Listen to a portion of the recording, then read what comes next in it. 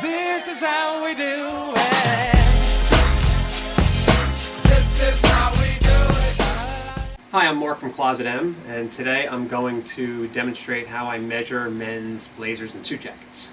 This video is just going to show how I do the jacket. If you're buying a suit and you want to see how the pants are measured, there's a link in this video to the video that shows how we do the pants. So let's get started. I always measure from this pole, and I always measure sitting down, so I just want you to see how it's actually done so you know how we get the measurement and you can do your best to compare to something that you own yourself. First thing I look for is the shoulders. We put shoulders at widest point.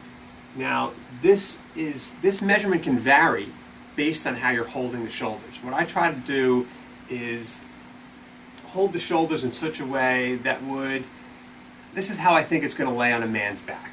So in this instance, I'm getting 19.5 inches. And it's basically from shoulder seam to shoulder seam. Some people call this measurement from point to point. But if I were to stretch this out, I can stretch this out to 20.5 inches. But that's not how it's going to lay on you. So that's what I'm that's the measurement that I'm looking for here. So in this instance, 19.5 inches. Now the next measurement I'm going to take is the sleeve measurement.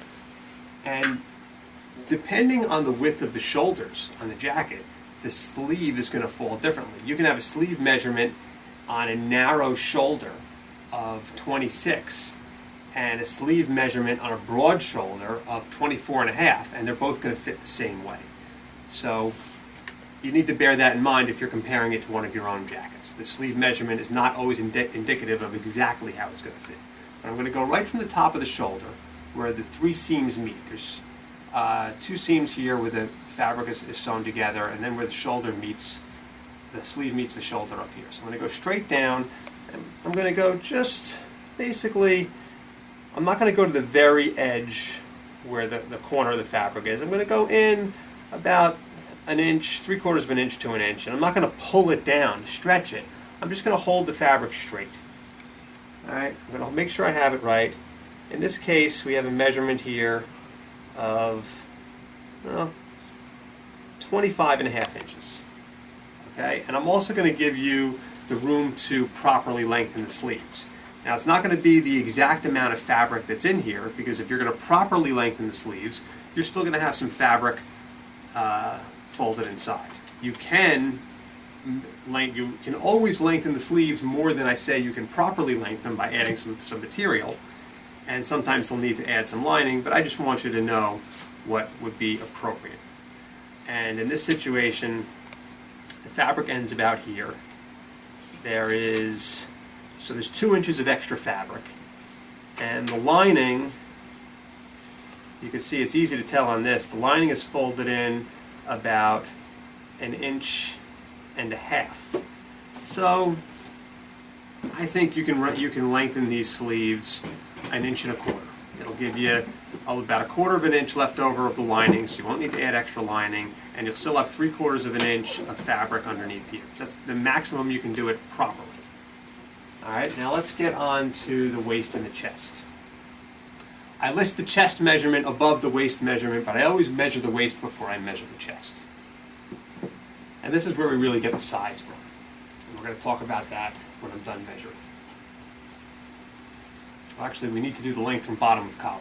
So let's get that on the jacket right after I get the shoulders. So we went over the shoulders, we went over the sleeves, the length from the bottom of the collar. So that's right where the felt behind the collar ends. I'm going to put my tape measure, and I'm going to go right along the center seam in the back. And again, I'm not going to pull the fabric to stretch it. I'm just going to hold it straight against the tape measure, and I'm getting 31.5 inches. Okay, now let's do the waist and the chest. I'm going to button the jacket. All right, at the end of my tape measure. Now I'm going to hold the jacket like this. I'm going to measure straight across. If it's a 2-button jacket, I'll go right across the top button. All right, I don't want to stretch it out too much. I just kind of want to hold it straight.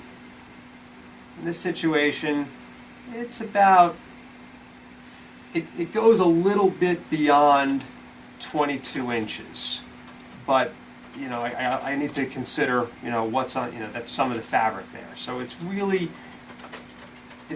I'm just going to say 22 times 2. So the waist of the jacket is 44 in this case. Now the chest is generally, in a rule of thumb, the chest of the jacket is generally 4 inches above the stated size. I'm going to talk about that in a minute. Chest of the jacket, this is, now a lot of people get different measurements here. I have a really hard time teaching my employees how to do this exactly the way that I do it. Because you can pull the fabric in all different directions and the lapel can open differently. What you need to do is you need to make sure you're holding the fabric evenly on each side. And you want to kind of go to where it, if it's hanging on the hanger, sorry, just see where it falls under the arms and just try to grab it in the same place on each side. And let the lapels kind of open up like they would be open on you.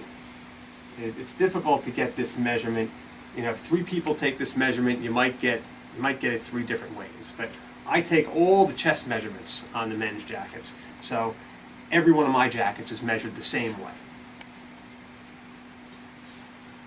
And here I'm getting 23 inches across, so that's a 46-inch chest. I've got a 44-inch waist.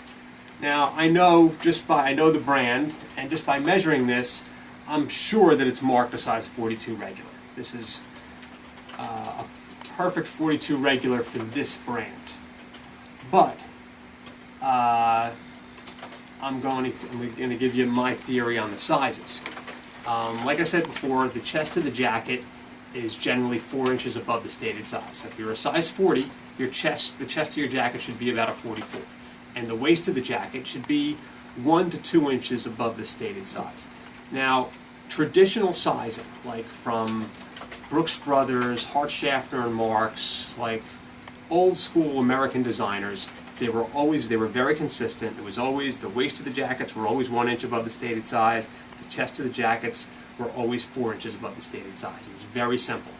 But a lot of these jackets that are sold in department stores for a few $100, they seem to have a different opinion as to how the waist of the jacket should fit, as if all of their customers have a slightly larger belly than, you know, some traditional designers think their customers have. Because the waists of the jackets are measuring 2 inches above the stated size instead of 1 inch above the stated size, and believe me that there's a big difference. So you need to pay attention to those measurements. Whether it says, because the standard today is 1 to 2 inches above the stated size on the waist, I'm going to say it's marked true to size either way. So you need to pay attention to that measurement because it's going to make a big difference in the way it fits. Now there's what we have, some designers have what they call a modern fit or a slim fit. And that's basically just, let's say a size 40 jacket actually has a 40-inch waist and it's going to have a 43-inch chest. So it's really going to measure a traditional size 39, but they're going to put a size 40 on it and call it a modern fit. So it's basically just a size smaller, but always review the measurements. Now when I'm measuring my jackets, I have someone with me and they're filling out one of these worksheets. And we're really careful when we measure the jackets because it's, you know, a man doesn't want to wear a jacket that doesn't fit exactly as it should.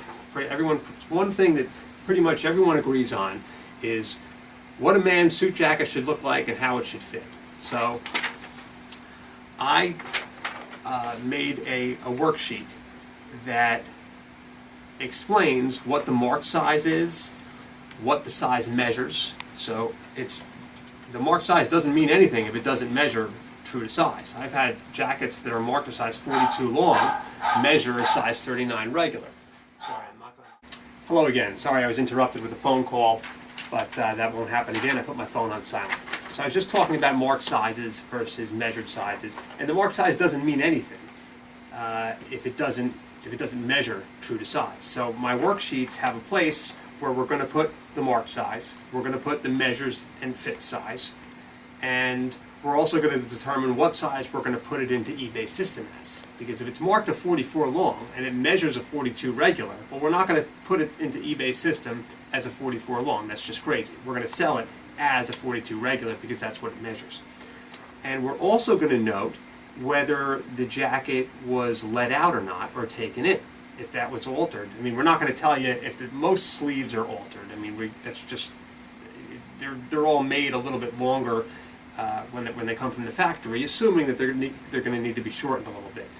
But if the jacket was taken in or let out on the side seams or the center seam in the back, that's something we're going to let you know about. So whenever that happens, we'll put that in the listing.